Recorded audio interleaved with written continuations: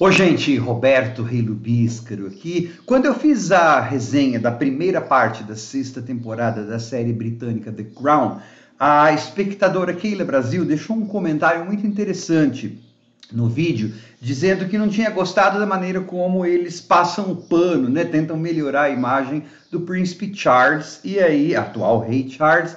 E aí ela disse, inclusive, que o Peter Morgan é o mesmo diretor do filme A Rainha, lá de 2006, tal, com a Helen Mirren. É verdade, eles passam bastante pano para o Charles, que se tornaria rei. E se você pegar, por exemplo, o quarto episódio da primeira parte, depois que a Diana morreu, a rainha tá lá em Balmoral com a família real, tudo, e demora para descer para Londres, né, para prestar alguma solidariedade para a nação.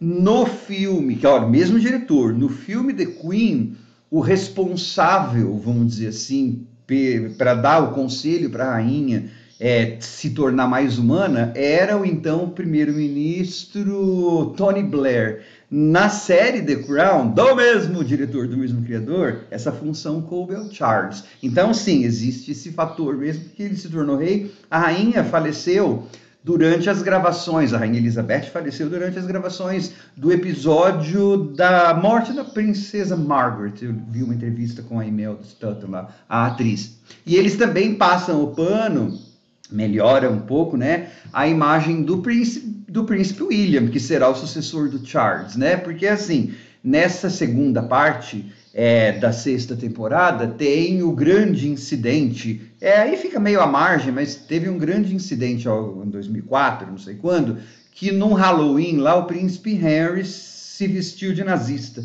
com suástica e tudo.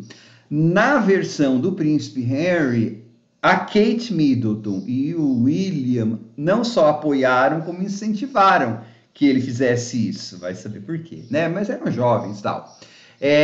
Na série, não, os dois, a Kate, que vai ser rainha um dia, e o William, que é o primeiro na sucessão, né? Ficam chocadinhos. Então, sim, tem essa coisa da monarquia ser assim uma instituição necessária para a Inglaterra. Mas antes de continuar, eu gostaria de convidá-los a se inscreverem no canal Robertando, curtir os vídeos, compartilhá-los, agradeço bastante. Como eu falei, né, eu acho que o probleminha da temporada, da primeira parte, foi esse excesso de Diana. Para quem não viu o meu vídeo, eu sou fã dela, né? Eu expliquei os motivos lá naquele vídeo, vou deixar, inclusive, o link da resenha na descrição deste vídeo. Na segunda parte, que são 6 episódios, volta ao normal de The Crown, né? Não com a profundidade que tinha as outras temporadas, eu achei, mas volta ao normal, ou seja, cada episódio tem vamos dizer assim, um ponto central. Então tem um episódio que é Will's Mania, né? Que é aquela histeria juvenil pelo príncipe William, lá na virada do milênio, que na verdade o título não bate muito bem com o conteúdo, porque a gente vê assim as meninas gritando histericamente, ele tentando se adaptar a isso depois da morte da mãe dele, mas é mais pessoal para ele. Mas enfim, você tem a rainha lidando com a morte da irmã dela, né, da princesa Margaret, e aí é o melhor episódio que eu achei dessa sexta parte, que vai até o casamento do príncipe Charles, que se não me engano foi em 2005. Claro, eles vão evitar chegar nem perto, assim, então uma década antes de entrar a Meghan Markle lá, que seria um outro estouro dentro da família real. Mas assim, esse episódio em que a rainha e a princesa Margaret se despedem, é um dos que mais me lembrou os tempos áureos de The Crown, né?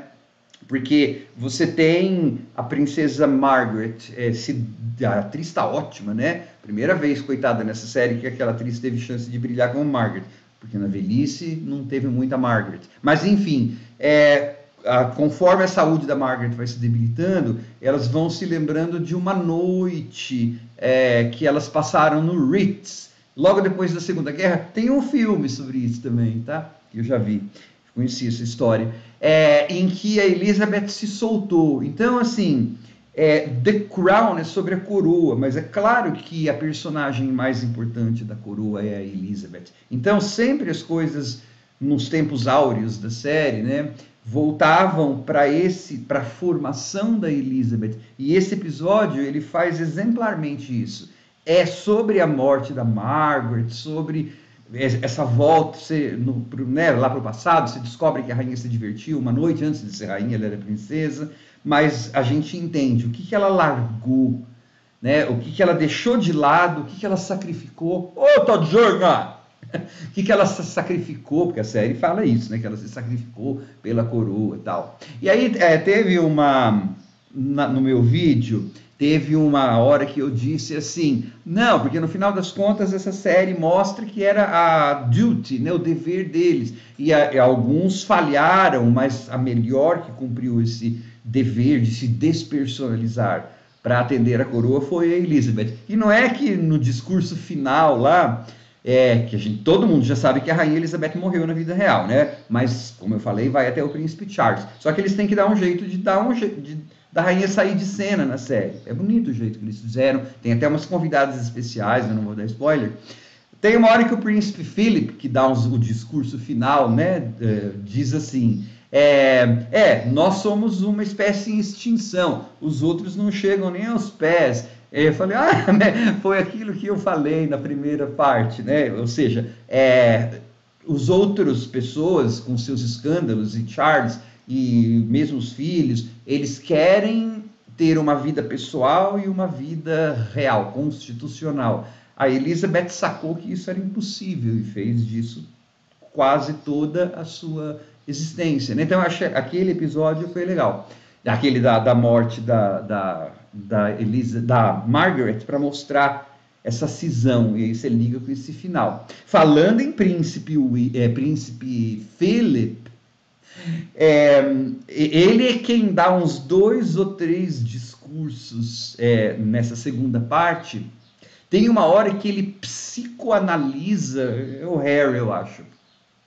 Ele dá uma explicação totalmente psicanalítica. Não sei se foi Harry William. É o mesmo príncipe Philip, é a mesma personagem que tem depois do escândalo lá da suástica, diz assim, não, ele vai pro exército, o exército vai consertá-lo. Tem umas coisas assim, nessas que eu não consigo... Porque não deixar de não rir, né? Assim, uau! Numa hora o príncipe Philip... psicoanalisa, na hora ele fala um jargão, assim, é o cara que só está interessado em cavalo. Porque, na verdade, é um novelão aquilo, no fundo, né? Mais chique, mas especialmente essa temporada. E é curioso, né, que você tenha o homem ou os homens sendo o prato principal dessa segunda parte, porque o William, o Charles e o Philip são os que constantemente têm as maiores falas, os maiores dilemas, as maiores brigas. Claro, no último capítulo tem assim uma grande dúvida da rainha, né, o tal do discurso que ela vai escrever para o casamento do Charles, que as pessoas, será que ela vai abdicar, será que não vai? Que na verdade é um recurso dramático que não tem suspense algum, né? Porque a gente sabe que ela não fez isso. Então é uma forma fake, né, de tentar dar um conflito para aquela personagem, mas na verdade as grandes falas e as grandes coisas, na maior parte, estavam com o Charles, com os meninos, né? Mas assim, eu acho que terminou legal, né? Tem essas convidadas especiais que acabam atuando como projeções, né, da mente de uma determinada personagem. Tem uma sessão de pesadelo. Eu acho que depois do infeliz fantasma da Diana, ou projeção mental que os personagens tinham da Diana falecida da primeira parte, esses estratagemas dramáticos se mostram superiores à segunda fase.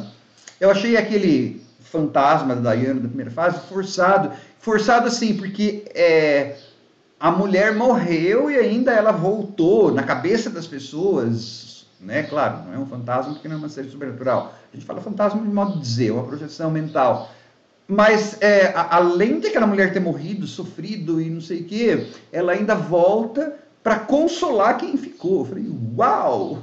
golpe mais baixo, assim, né? Aí, nessa segunda parte, a gente tem essas participações especiais no último episódio, tal, que são projeções de uma personagem, mas eu acho que aí mostra de uma outra forma, né, dramaturgicamente bem mais sofisticada, as fases que essa personagem passou. Então eu acho que, assim, de forma geral, The Crown, na segunda parte, termina em um tom bacana, né? Acho que seria agora o caso de depois alguém fazer um spin-off para pegar outros anos explosivos, porque a nova geração, tirando o escândalo da Meghan Markle e do Harry, é bem chatinha em relação aos escândalos da Margaret e todas as coisas que aconteceram, né, com a família real nas outras temporadas.